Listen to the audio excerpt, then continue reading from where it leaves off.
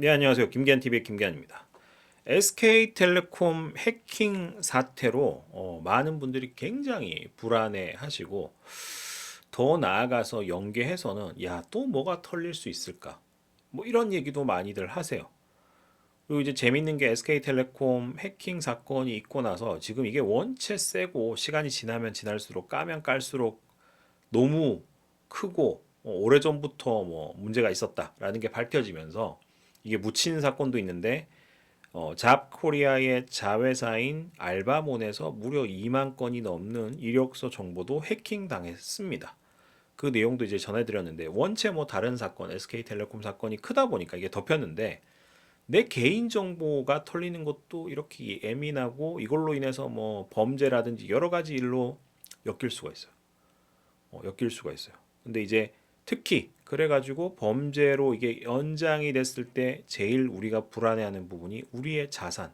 내가 돈이 뭐 단돈 얼마가 있든 자산이라는 게 뭐 적더라도 극단적으로 내 개인 정보를 악용해서 대출, 불법 대출을 밟는다든지 뭐 이런 것들도 충분히 상상할 수 있기 때문에 금융권에서는 해킹 당할 일이 없냐 이런 쪽에 관심을 많이 가지고 있습니다. 그러던 중 최근에 한 보도 자료에서 보시면은 카카오뱅크가 최근 5년 동안 봤을 때 가장 많은 특허 출원을 등록했다. 미국 등록된 특허도 있다. 요런 보도 자료가 나왔습니다. 그래서 이거에 대해서 어떤 분들이 저한테 문의를 주십니다. 야, 그만큼 카카오뱅크가 이 하이테크, 네카쿠라베라고 불리는 이 우리나라를 대표하는 테크 회사답게 기술이 제일 앞서 나가 있으니까 보안이나 보안이나 해킹으로부터 제일 어떻게 보면 안전하지 않냐 이런 말씀도 하세요.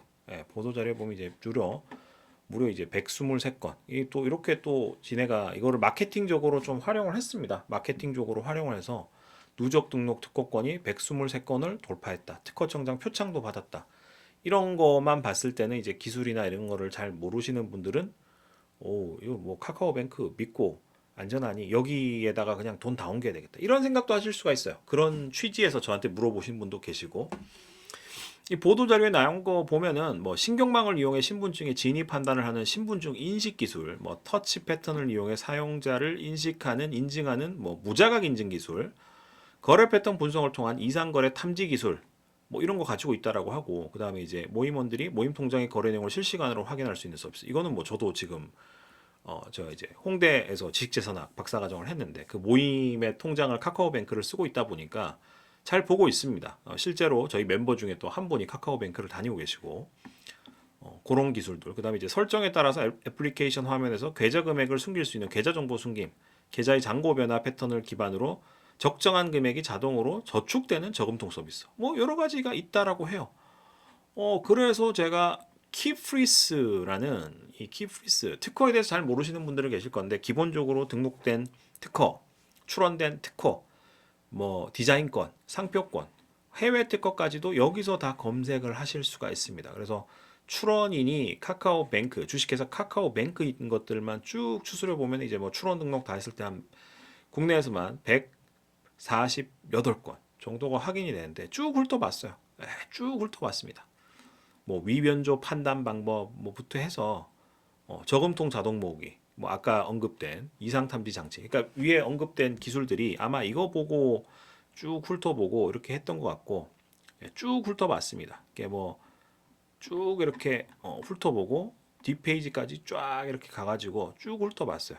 그 이제 뭐 일단 결론적으로 정보 보안에 대해서 보안 능력에 대해서 이런 특허들을 봤을 때 카카오뱅크가 그만큼 리딩하고 있다라고 얘기할 수 있냐라고 물어보시는데 이거랑 그거는 별개다라고 일단 말씀을 드릴 수 있을 것 같아요. 그러니까 대부분의 특허가 특허라고 하면은 우리가 이제 기구 개발이라든지 발명을 많이들 생각하십니다. 그래서 이게 소프트웨어에 대해서는 소프트웨어가 굉장히 고도화됐다. 그러니까 뭐 보통 해킹이나 이런 것들을 막기 위해서는 소프트웨어 이제 알고리즘이라든지 이런 것들이 개발이 돼야 되는데 특허가 출원이 되면 그 내용을 공개하도록 되어 있습니다. 그 공개의 대가로 배타적인 권리를 이제 20년 동안 얻는 건데 이런 알고리즘이라든지 이런 주요 이제 방어, 디펜스에 대한 것들은 영업 비밀로 보통 보호를 하거나 이제 변환된 이 코딩한 거를 이제 뭐 기계어로 변환된 수준에서 저작권으로 보호를 합니다. 그러니까 컴퓨터 발명, 특허 이런 걸로 잘 보호를 하지 않아요. 그러니까 사실은 이거랑 상관이 없다라고 말씀드린 게 그런 측면입니다. 그래서 이제 진짜로 카카오뱅크가 그런 보안에 대한 기술이나 노하우가 있다는 거는 특허 출원을 하지 않습니다. 여기다가 특허 출원을 하지 않아요. 그거는 대부분 영업 비밀이나 왜냐하면 이제 해커들이 이런 이제 컨셉이라든지 이런 뭐 주요 정보를 보고 그래? 순서도 이래? 이거를 보고 역으로 이제 해킹을 더 수월하게 할 수 있기 때문이고 더 쉽게 머리를 쥐어짜서 더 쉽게 이제 침투를 할 수 있기 때문에 이런 정보들은 특허 출원하지 않는다. 등록하지 않는다. 라는 말씀을 일단 드리고 그래서 이제 상관이 없다는 거예요. 이거랑 좀 별개로 봐야 된다. 그러니까 실제로 정보 보안에 대한 기술이 굉장히 고도화돼 있을 수도 있고 아닐 수도 있습니다. 이거는 별개의 문제다. 별개의 문제고 그러면은 등록된 특허들이 뭔데? 뭐 100, 뭐 몇 개? 뭐 123개? 쭉 돌아가 보면은 123건이 돌파했다라고 하는데 이런 거 주로 뭔데? 이런 거는 여러분들이 이제 이 카카오뱅크라는 앱을 쓰시면서의 사용상의 편의성, 프로세스를 이노베이션한 BM 특허라 그러죠. 비즈니스 모델 특허가 대부분입니다. 그러니까 뭐 방금 말씀드렸던 이런 알고리즘이나 소프트웨어적인 것들은 영업 비밀이나 저작권으로 보호를 해야 되고 컴퓨터 발명 특허라는 거는 쉽게 생각하시면은 물리적인 거랑 좀 연동이 돼야 돼요. 그래서 카카오뱅크의 앱이랑 뭔가 ATM기가 연동이 된다거나, 그러니까 ATM기가 이제 가장 어떻게 보면 쉬운 사례인데, 뭔가 이제 입력하는 거에 따라서 물리적으로 돈 세는 게 뭐 돌아간다든지 돈을 인출해 준다든지 입금을 받는다든지, 그러니까 물리적인 거랑 연동된 게 컴퓨터 발명 특허 영역이기 때문에 여기 해당이 안 되고요. 그러니까 여기 지금 대부분 있는 거는 BM 특허라고 우리가 부르는 비즈니스 모델에 대한 특허예요. 그러니까 이런 순서로 하면은 비즈니스 모델이 개선이 된다. 고객이 좀 더 수월하게 쉽게 우리 서비스를 쓸 수 있다. 이 서비스가 좀 더 간소화된다. 주로 이런 내용들이다. 그래서 어떤 분들이 저 보도 자료를 보고 저한테 물어보신 뭐 이 지금 원체 이 해킹이라든지 이런 거에 대해서 불안해하는 이 시점에서 생각하시는 거랑 실제로 카카오뱅크가 특허 등록했다, 몇 건 이상 등록했다라고 선언하는 거랑은 별개다. 서비스를 이용하시는 데 있어서 편안함, 서비스를 좀 더 이제 수월하게 이거 혜택을 보시는 데 있어서 편안할 수 있는 BM 특허, 비즈니스 모델에 대한 특허가 대부분이다라는 말씀을 드립니다.